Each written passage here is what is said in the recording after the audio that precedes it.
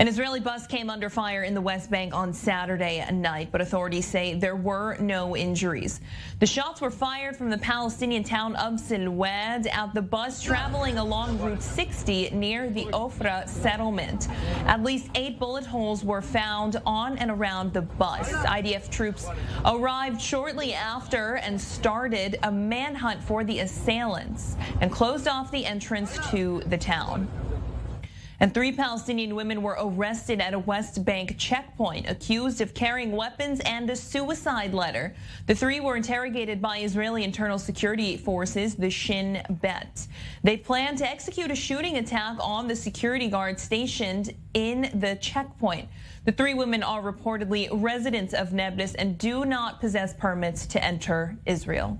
Well, for more on all these stories, let's bring in Raphael Jerusalmy, former senior intelligence officer for the IDF, and he joins me live in studio. First, let's start with the shooting in the West Bank. We understand that the IDF has launched a manhunt for the assailant or assailants, but what else do we know?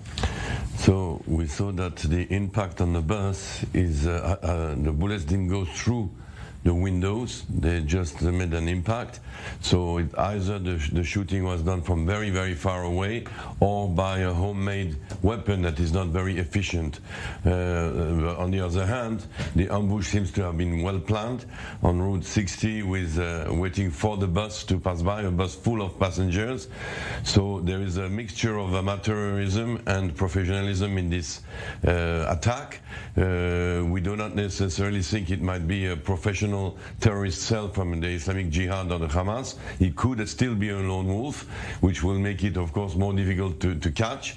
And the question is, if this was really well planned, then there's probably also a hiding place for that person or the 2 persons that committed the attack. And if they lie low, it will be very difficult to find them until they move or until somebody brings them food or cigarettes. That's usually the case. After 2 or 3 days, they have to move or something is happening around their hiding place that allows to spot them and catch them.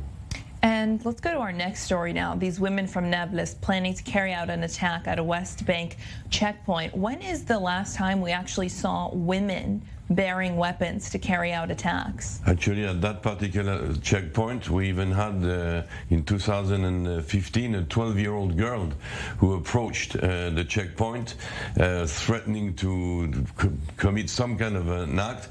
She was fortunately only shot in the leg, wounded and arrested. It was not clear what her motivation was. She was only 12 years old. We had a suicide attack in 2016 by a woman with a knife, but usually that particular checkpoint is very quiet. You see, I gave you dates 5 days back, so 5 years back. So the Eliyahu checkpoint in Kalkilia is very quiet. It's next to the city of Kfar Saba. Kalkilia and Kfar Saba are 2 kilometers apart. It's usually a quiet area. The motivation of these 3 ladies is not clear. The letter that you mentioned could be a suicidal letter, but it's not for sure because it's a very religious letter, a letter of faith in Islam, and not necessarily a declaration of terrorism. The weapon they had is very, very amateurish weapon. They didn't have charges with it, but it was in the boot. They didn't use it. They didn't try to shoot at the soldiers. Would they have wanted to commit the act? They could have shot. They didn't. So there is a doubt there of what their motivation is. Many a time, that's usually more in the Gaza way, but also from Judea and Samaria. Many a time, men or women, is for some reason want to be caught. They just come. Some just they come with a knife, because if they're not armed, they will not be arrested. So they have to have some kind of a weapon on them to be arrested. Otherwise, they will be freed. So in the case of women, sometimes it could be fleeing domestic violence, and we have had many cases of that. They prefer to be jailed in Israel than to take chances with some revenge, honor of the family murders, etc. Some of the men that do that also escape mafia or vendettas, and it's happened a lot of times. So in the case of these three ladies, it could be the case because it's very unusual, three together, not really well prepared, going also through the checkpoint with a licensed Palestinian license plate.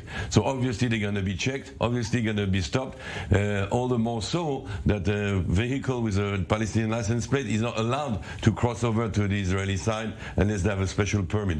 So they were bound to be arrested, which might indicate they were to be arrested voluntarily.